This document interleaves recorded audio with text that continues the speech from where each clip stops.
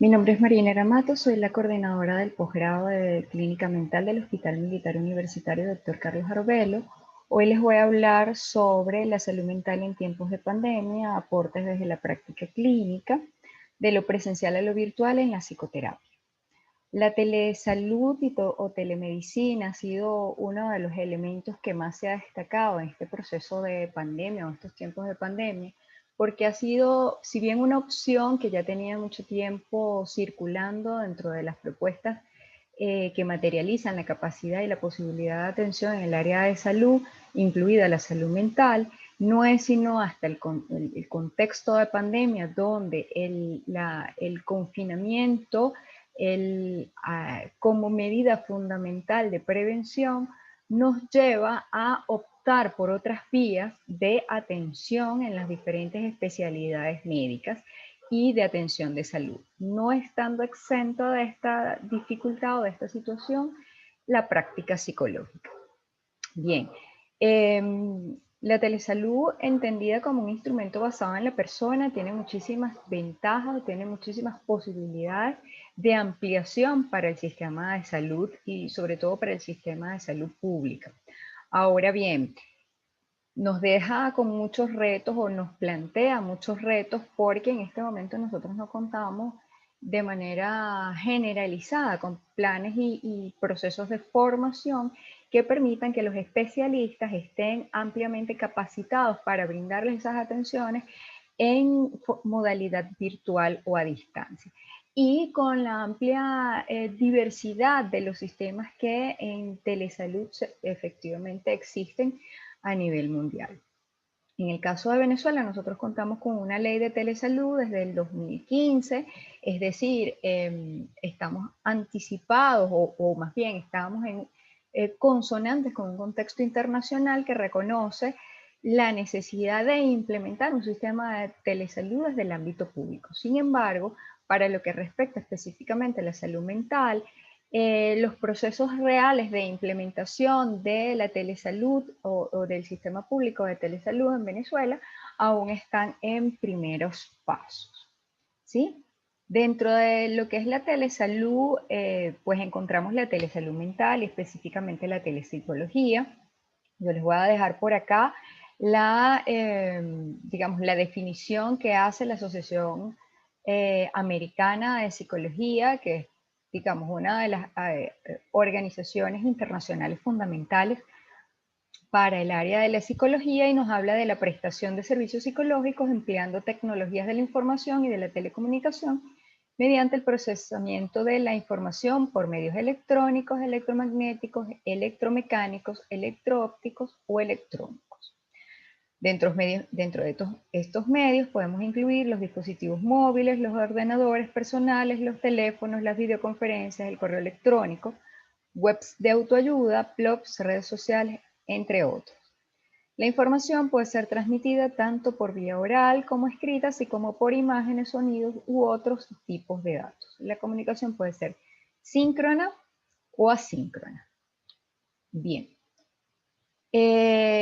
Como les decía, existen una cantidad de experiencias en el mundo sobre la telesalud mental y la telepsicología, pero hay un auge a partir de la experiencia del contexto COVID.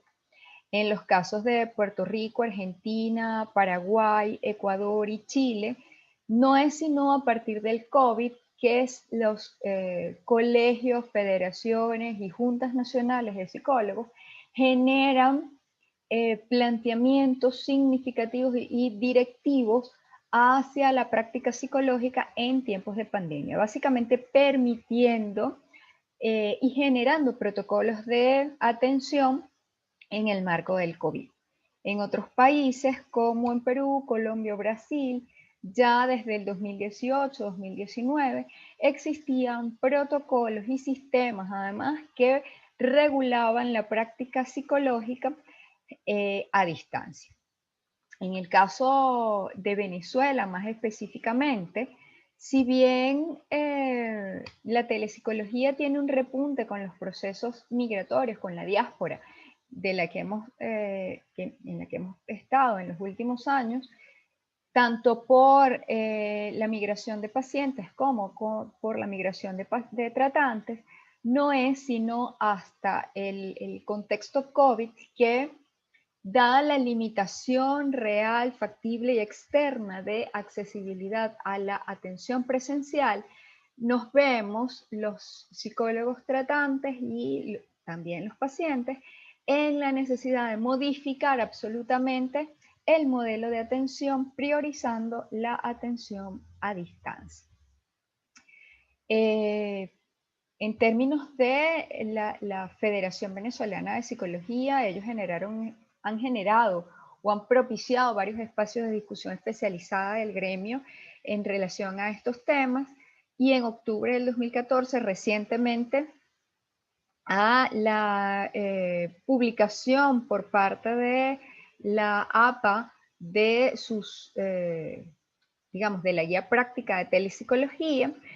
La federación suscribió y publicó una nota en la cual, pues, hace referencia a esta guía. Sin embargo, en Venezuela no contamos con protocolos o con ajustes en nuestro código de ética que tenga a bien incluir los elementos fundamentales de la atención en telepsicología. Hay diversos espacios institucionales no gubernamentales que ofrecen esta modalidad de atención, sobre todo para atención primaria de pacientes, o lo que llamaríamos una consulta fundamental de asesoramiento.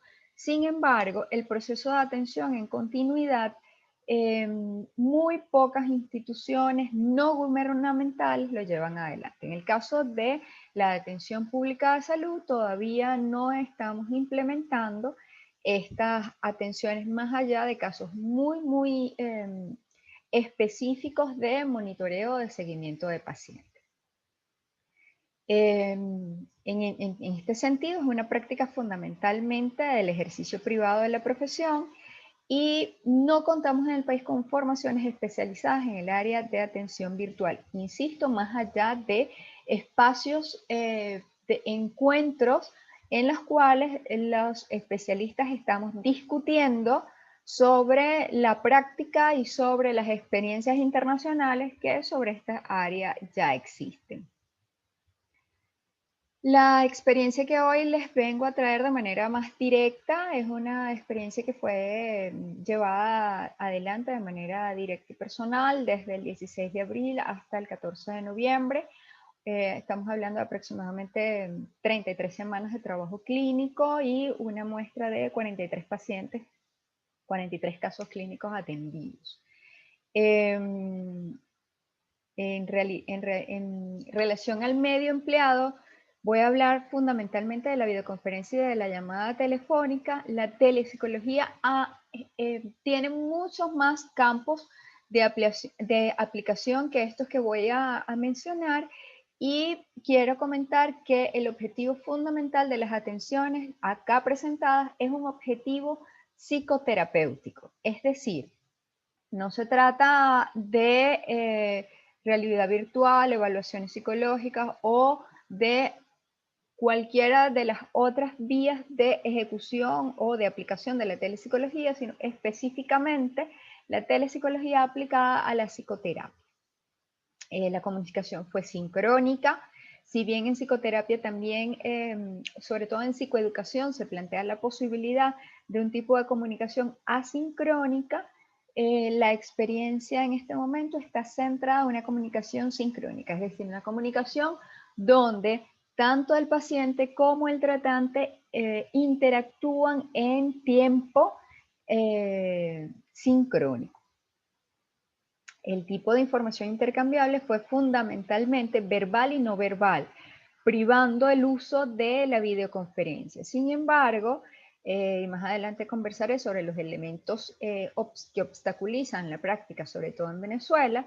En algunos casos fue necesario emplear estrictamente el tipo de información verbal a través de llamada telefónica, no siendo posible la conexión para videollamada. Se atendieron en total, digamos, la cantidad de atenciones en promedio fue entre 1 y 3 atenciones, siendo el 58% de los casos, y el 28% estuvieron entre 10 y 33 sesiones, es decir, estuvieron realmente en procesos psicoterapéuticos largos, mientras que un porcentaje significativo fueron básicamente para orientaciones puntuales y para atenciones breves, entre 4 y 10 sesiones. En relación a los tipos de atenciones, se atendieron infanto-juvenil, individual y pareja. En relación a la atención infanto-juvenil, fueron fundamentalmente atenciones con niños y sus madres o padres en un contexto virtual o en un contexto familiar, es decir, no se llevaron a cabo atenciones infanto-juveniles estrictamente con niños. En el caso de los adolescentes, sí se llevaron a cabo atenciones individuales y atenciones familiares.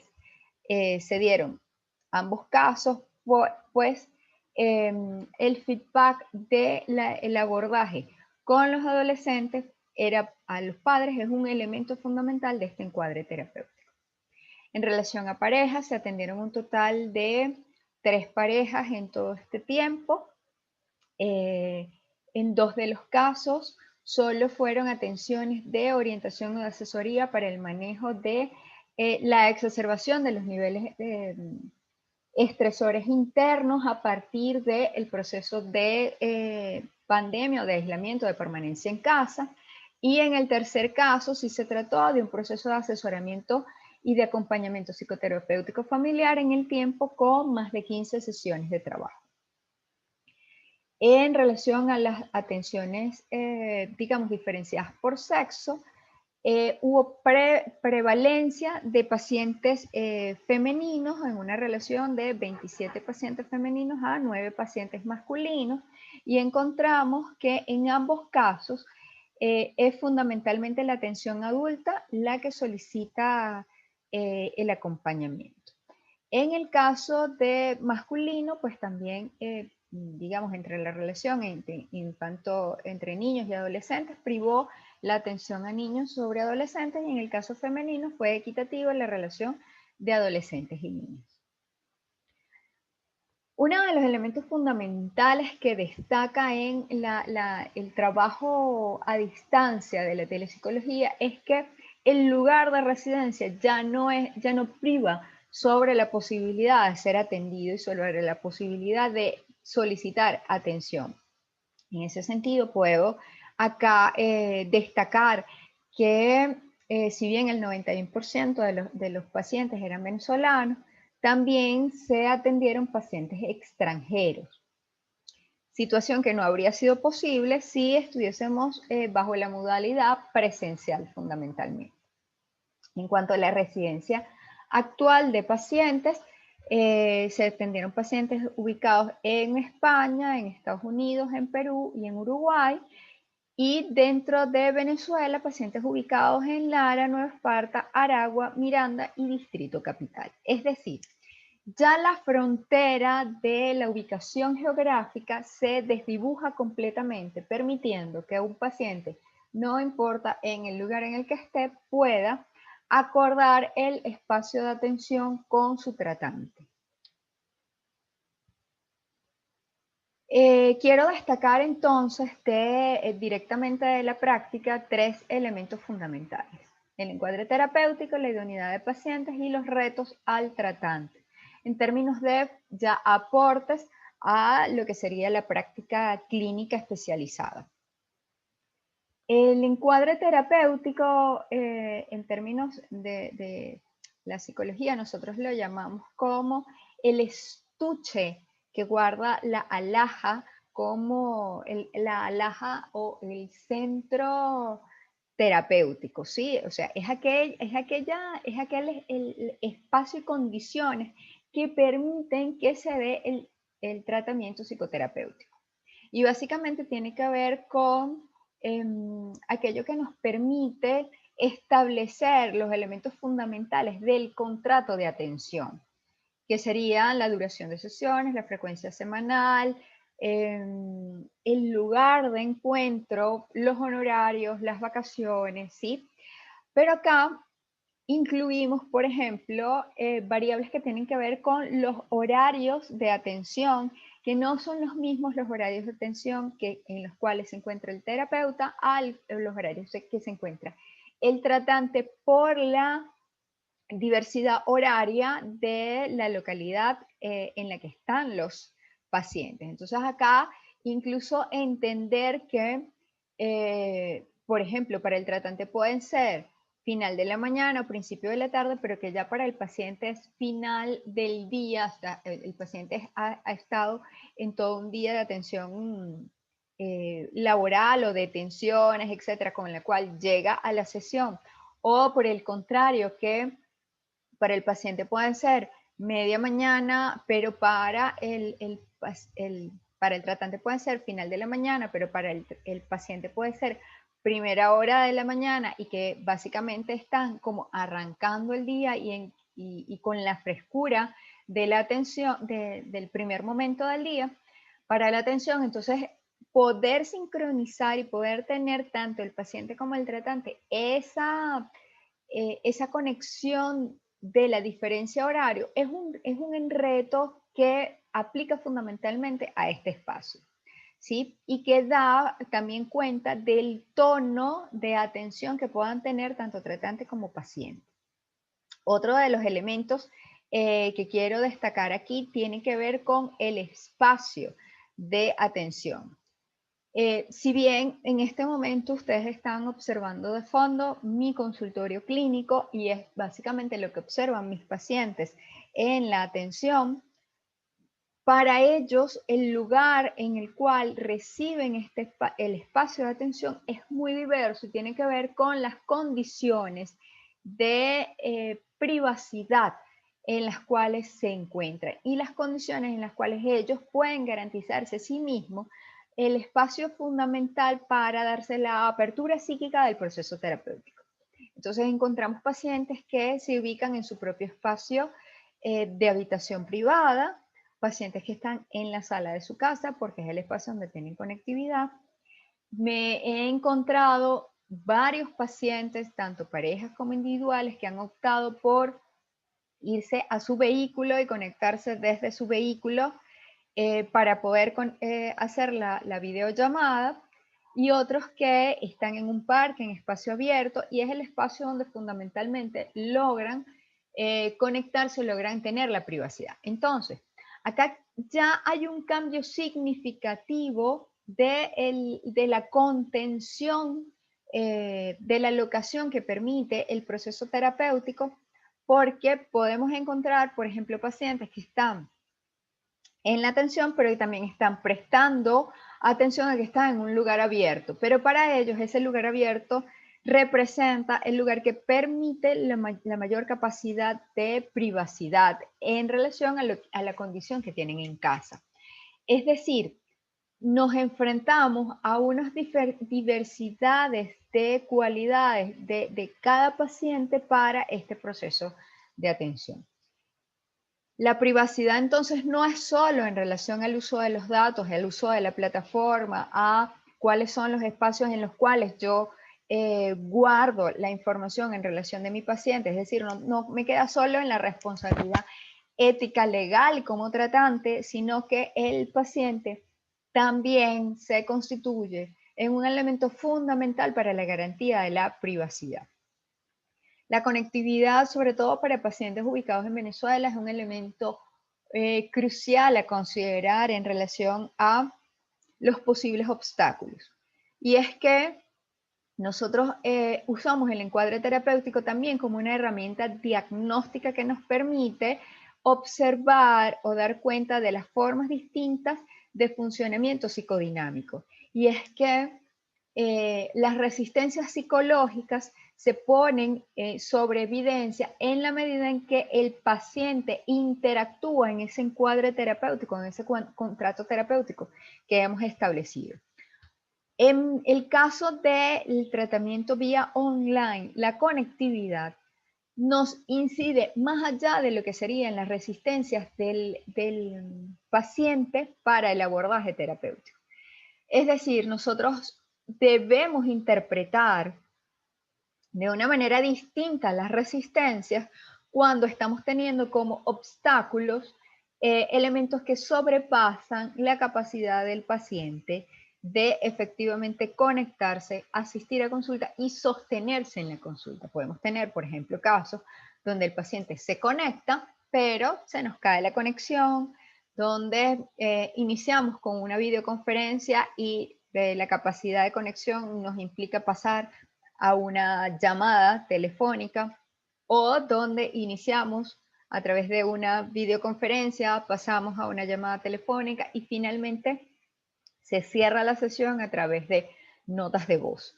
Todo esto nos implica, como les digo, necesariamente reajustar las consideraciones sobre las resistencias psicológicas, pero también implica de parte del tratante y de parte del paciente una flexibilidad importantísima para adecuarse y adaptarse a todos estos obstáculos con los cuales hay que lidiar de manera constante en el proceso de atención psicológica en Venezuela. Conecto aquí con, como obstáculo y consideraciones, los dispositivos de comunicación. Y es que la comunicación vía online está supeditada a la existencia de, tanto por el tratante como del paciente, de dispositivos que faciliten ese proceso de comunicación. Es decir, aquellos pacientes que no cuentan con un equipo fundamental que les permita la comunicación van a tener sin duda limitaciones para acceder a este tipo de procesos terapéuticos. Y entonces acá vuelvo a refuerzo esa idea con el tema de la idoneidad de pacientes. Es decir, no se trata de que podemos sustituir en todos los casos la atención presencial por la atención vía online. Si bien en esta experiencia logramos atender y mantener proceso terapéutico con pacientes con reacciones y trastornos adaptativos, trastornos afectivos de tipo depresivo y de tipo ansioso, trastornos obsesivo-compulsivos y rasgos de personalidad exacerbados en algunos de los casos, y un adolescente con síndrome de Asperger. Tal como dice la literatura, no se recomienda el uso de este tipo de psicoterapia en muchos de los pacientes y más adelante les voy a profundizar sobre esto. Pero también está limitado a aquellos pacientes que según la posibilidad de uso tecnológico pues puedan acceder y sostenerse en este espacio. El abordaje de niños se realizó fundamentalmente en acompañamiento con los padres, por tanto la observación estuvo mediada. ¿Qué quiere decir esto que la observación estuvo mediada? Que existe una limitación en el proceso de observación. No es lo mismo observar a un niño sin observar y dialogar y interactuar con un niño en espacio de juego terapéutico, utilizando el juego diagnóstico sin la presencia de los padres, que bajo la observación de esa figura de autoridad. Entonces, los objetivos terapéuticos en el caso de niños, niñas y adolescentes se centraron en una asesoría fundamental, en un asesoramiento psicológico para mediar o puentear y apoyar la situación de crisis en las cuales los padres estaban solicitando la atención. El abordaje con adolescentes, si bien incluso en espacio presencial, tiende a ser uno de los que más reta por la dificultad del rapport y de la alianza terapéutica. En el caso vía online, se incrementan las dificultades de abordaje y, digamos, resulta un espacio de reto significativo para el tratante. La posibilidad de encontrar diversas formas de captar la atención y de mantener el proceso terapéutico, pues se hace, digamos, con mayores obstáculos en este grupo etario. En el caso del paciente con síndrome de Asperger, sin duda para mí representó un reto significativo porque allí el trabajo desde favorecer la capacidad de atención, favorecer una entrevista clínica con profundidad, fue una situación que llevó más de 3 sesiones hasta que este joven logró efectivamente centrarse en la atención psicoterapéutica y generar entonces, empezar a generar los procesos de avance o avanzar en los objetivos terapéuticos. Es decir, no está limitada la atención en este caso, sin embargo, nos lleva muchas más sesiones y sesiones de tiempo corto a avanzar en los procesos terapéuticos. Y los objetivos terapéuticos tienen que estar fundamentalmente centrados en un proceso evolutivo donde pasar desde la atención fundamental hasta los elementos ya mucho más complejos de la atención terapéutica. Retos. La entrevista clínica.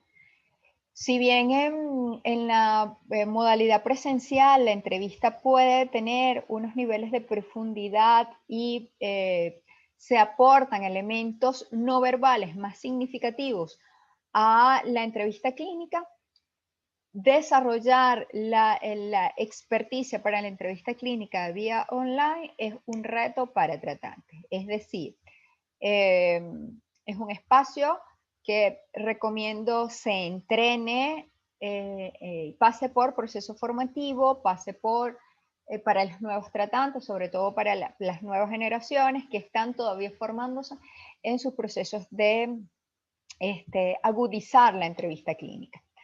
En relación a la entrevista psicoterapéutica, igualmente hay, digamos, elementos no verbales que enriquecen la entrevista y que se hacen de más difícil acceso a través de lo online, privando la fuente verbal de información, que es una fuente igualmente muy rica, muy significativa, pero que para aquellos casos en los cuales la entrevista psicoterapéutica hace uso de elementos no verbales, pues es un reto significativo. Agudizar la observación, agudizar la comunicación verbal y no verbal es un reto significativo para el tratante. Si bien ya es un reto para aquellos que practican la psicología y la salud mental, en este caso el reto pues va mucho más allá. La atención flotante del tratante acá se ve mucho más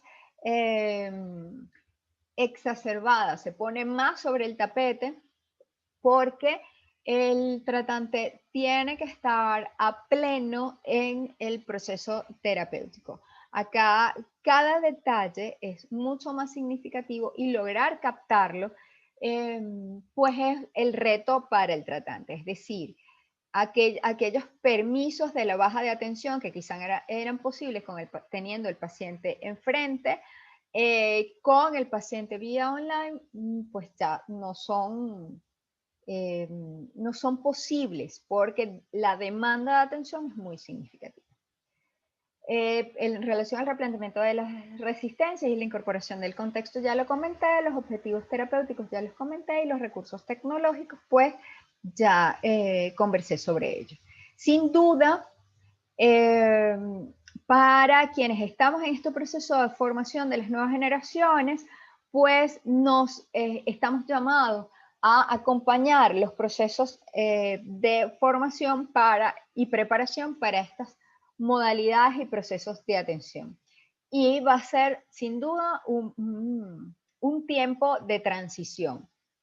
Ahora, hay precauciones que son necesarias poner sobre el tapete, por ejemplo, para pacientes en crisis de clínica psicótica, ideación suicida, ideación homicida, trastorno de control de impulsos, trastornos alimenticios, en fases iniciales de atención, esta modalidad de atención no aplica, ¿sí?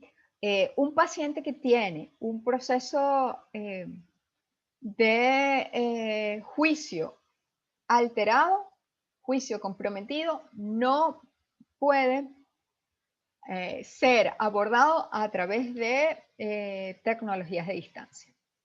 Es necesaria allí, priva allí la atención presencial. Privan la atención presencial en todos aquellos casos donde el paciente está en riesgo de vida él o pone en riesgo de vida a su entorno, ¿sí? En todos esos casos, la atención que sigue siendo fundamental y primera es la atención de emergencia de vía presencial.